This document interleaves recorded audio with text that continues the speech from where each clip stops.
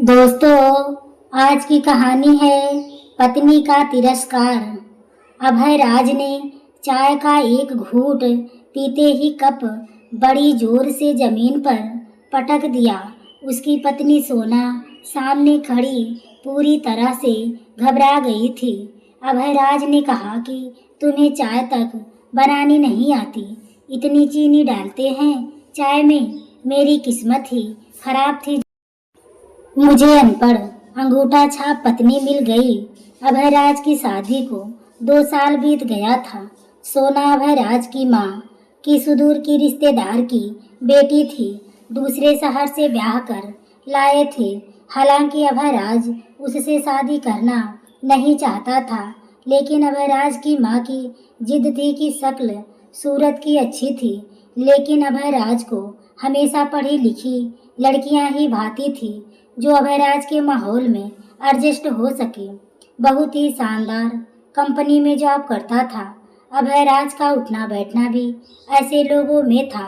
जब किसी पार्टी में जाता तो अपने ऑफिस के सहकर्मियों की पत्नी को देखकर उसकी भी ख्वाहिश होती थी कि उसकी भी पत्नी ऐसी हो। लेकिन अभयराज की माँ ने तो उसके पहले एक औरत के साथ बांध दिया था। अब अभयराज को समझ नहीं आता था कि आखिर माँ ने मेरे बारे में सोचा क्यों नहीं। मैं तो उसे अपने ऑफिस की किसी पार्टी में लेकर भी नहीं जा सकता था, और कैसे लेकर जाता। उसे तो इंग्लिश का कोई भी शब्द बोलना नहीं आता था।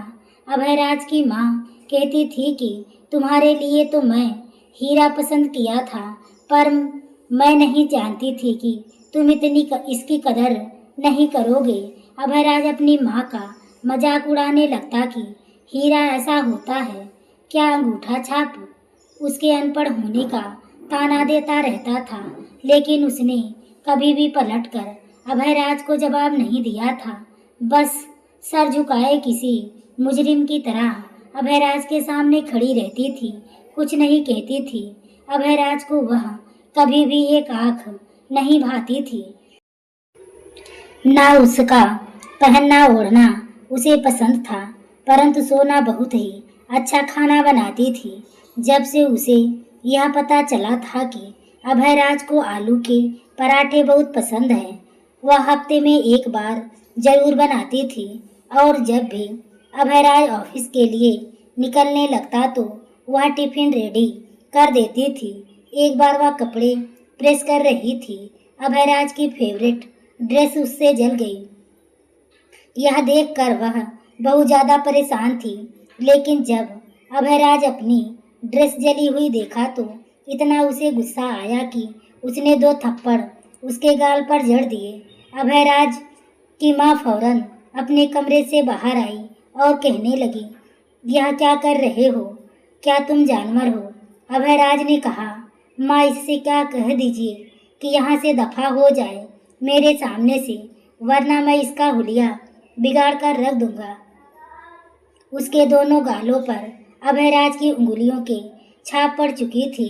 अभयराज का गुस्सा किसी तरह कम नहीं हो रहा था। अभयराज की माँ कहने लगी कि वैसे तो तुम हर वक्त उसे अनपढ़ होने का ताना देते हो, लेकिन पत्नी पर हाथ उठाकर जो हालत का सबूत तो तुमने दिया। अभयराज गुस्से में अपने ऑफिस के लिए निकल गया। एक खूबसूरत लड़की उसके ऑफिस में जॉब कर रही थी। वह पढ़ी लिखी थी, खूबसूरत भी थी और अक्सर अभयराज से हंस हंस कर बातें भी करती थी। वह अभयराज को बहुत अच्छी लगने लगी थी। अभयराज अक्सर सोचता, अगर मेरी शादी सोना से ना हुई होती तो मैं जरूर मोनालिसा से ही शादी करता। अभयराज बात बात पर अपनी पत्नी सोना को डांटता रहता था, चाहे उसकी गलती होती या ना होती। वह चुपचाप अभयराज की हर बात सुनती थी। कभी कभी तो अभयराज को ऐसा लगता था कि जैसे वह पत्थर की बनी हुई है, वरना रोज रोज अपनी बेइज्जती कौन बर्दाश्त करता। कुछ दिनों से अभयराज की माँ बहुत ज़्यादा बीमार थी। सोना उनकी सेवा करती थी। कुछ दिन बाद अभयराज की माँ इस दुनिया को छोड़कर चली गई। आज ऑफिस जाने से पहले सोना ने बस जूते पॉलिश करके रखने में जरा सी देर कर दी थी और अभयराज का पारा हाई हो गया था। अभयराज ने उसे बहुत मारा। उसे लग रहा था कि जब घर वापस आऊंगा तो वह मायके जा चुकी होगी, क्योंकि आज अभयराज उसे बहुत मारा था। लेकिन जब अभयराज घर वापस आया तो पराठे की खुशबू आ रही थी। अभयराज खाना खाया, कमरे में आया तो सर में बहुत दर्द था। सोना किचन का सारा काम समेटकर जब कमरे में आई तो काफी थकी लग रही थी। लेकिन जैसे ही अभयराज ने कहा कि मेरे सर में दर्द है तो फौरन से उसके पास आकर वह उसका सर दबाने लगी। तभी अभयराज को अपने माथे पर नमी महसूस हुई। ऐसा लगा जैसे उसके माथे पर पानी की बूंदें गिरी हो। जैसे ही अभयराज की आंखें खोलकर देखा तो वह रो रही थी। उसके आंसू टपक रहे थे, अभयराज के माथे पर गिर रहे थे। अगले पल अभयराज उठ बैठा, अपने रुमाल से उसके आंसू साफ किया। इससे पहले अभयराज कुछ कहता, अगले पल वह कंधा थाम कर रोने लगी। वह फूट फूट कर रो रही थी, लेकिन फिर भी उसने अपनी आवाज़ कमरे से बाहर नहीं जाने दी। रोते हुए कहने लगी कि मुझे माफ़ कर दें, आप मेरे साथ वैसे रहा करें जैसे बाकी पति रहते हैं। सोना रो रही थी और अभयराज इतनी देर तक बिल्कुल चुपचाप उसको देख रहा था। फिर उसके सिर पर थपकी देते हुए कहा, अरे पागल, मैं तो रोज ही तुम्हें डांट देता हूँ। कई बार की काम की थकावट इतनी होती है कि कुछ समझ ही नहीं आता तो तुम्हें डांट देता हूँ। तुम पर गुस्सा निकल जाता है, लेकिन आइंदा मैं कोशिश करूँगा कि तुम्हें ना डांटा करूँ। इस बार अभयराज नरम लहजे में उससे बात कर रहा था, क्योंकि वह बहुत रो रही थी और उस वक्त अभयराज के पास इन शब्दों के अलावा उसके लिए कुछ भी नहीं रहा था। अभयराज बेड पर आंखें बंद किए बैठा था तो सोना भी उसके साथ ही कंधा पकड़कर बैठ गई। उसने अपना सर अभयराज के कंधे पर रखकर फिर आंखों में आंसू साफ करते हुए कहने लगी, आपको पता है आज सुबह आपने क्या कहा था? मुझे वही सोच सोच कर सारा दिन रोती रही। अभयराज सोचने लगा कि मैं तो गुस्से में बहुत सारी बातें कहे, उसे बहुत कुछ कह दिया था। जो कुछ मुंह में आया था बस बड़बड़ाता चला गया। अभयराज हर लफ्ज उससे कहता था कि जिसमें उसकी बेइज्जती हो सके, लेकिन ना जाने उसे कौन सी बात अभयराज की उसे बुरी लगी। कहने लगा कि पता नहीं क्या कहा था, बताओ मैंने क्या कहा था? इतना सुना था तो सोना कहने लगी कि आप सुबह गुस्से में कह रहे थे कि मैं तुम्हें हमेशा हमेशा के लिए छोड़ दूंगा, तुम दर दर की ठोकरें खाती फिरोगी। इतना कहने के बाद वह फिर से सिसकी। इस बार उसके आंखों से आंसू जब गिरे तो अभयराज थोड़ा सा घबरा गया। गुस्से में ना जाने क्या क्या बोला जाता हूँ, लेकिन अगले ही पल अभयराज उसे बहकाने लगा। देखा वह सब तो कुछ गुस्सा होता है, ऐसा कुछ नहीं है। अभयराज उसकी थोड़ी बहुत तारीफ भी कर रहा था ताकि कम से कम वह रोना बंद करे। अगली सुबह जब सोना उठी तो बहुत खुश दिखाई दे रही थी, चेहरे पर हल्की सी मुस्कुराहट थी। उसने अभयराज के लिए नाश्ता बनाया। आज अभयराज भी खुश था, क्योंकि उस दिन जब अभयराज ऑफिस गया तो वहाँ पर मोनालिसा जैसे उसका ही इंतजार कर रही थी। जैसे ही अभयराज काम पूरा किया और बस वहाँ से गए तो अभयराज अपनी पत्नी के ख्याल में खोया हुआ था। तभी मोनालिसा उसके पास आकर बैठी, कहने लगी कि तुम जानते हो ना, मेरे घर वाले मेरा रिश्ता तय करना चाहते हैं। आए दिन कोई ना कोई लड़का मेरे लिए रिश्ता भेज रहा है।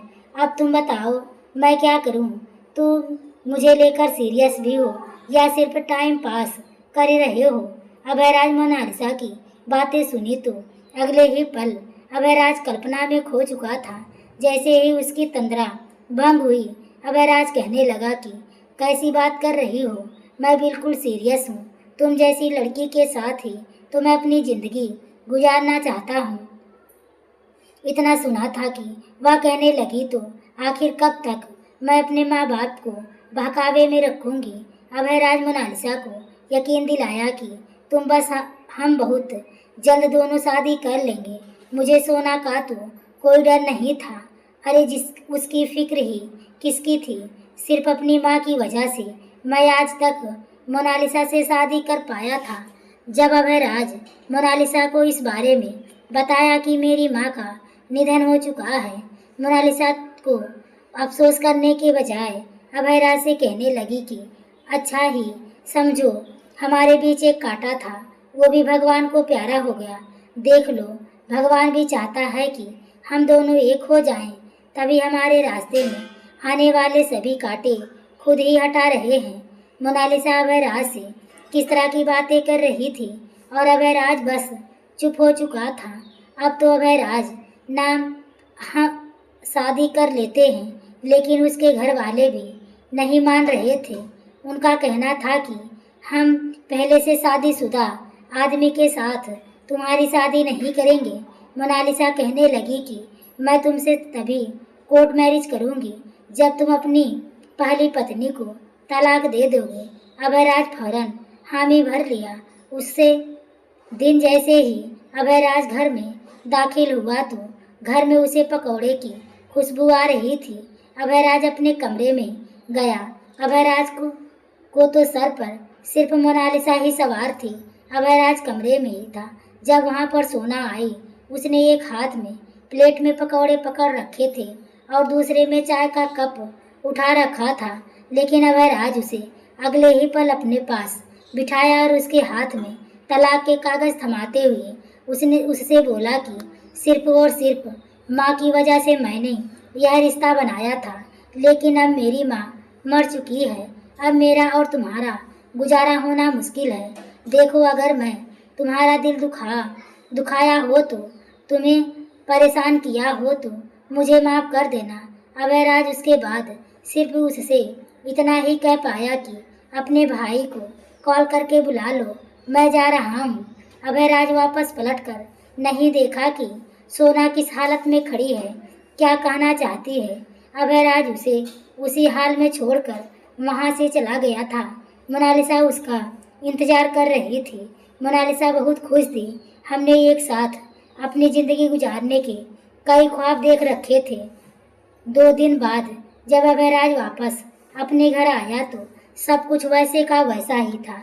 हर चीज़ तरीके से पड़ी हुई थी। किचन में गया तो कढ़ाई भी वैसे पड़ी थी। पकौड़े का मसाला जो उसने बनाकर रखा था, एक तरफ पकौड़ा खराब हो चुका था, पकौड़े भी ऐसे ही ट्रे में पड़े थे।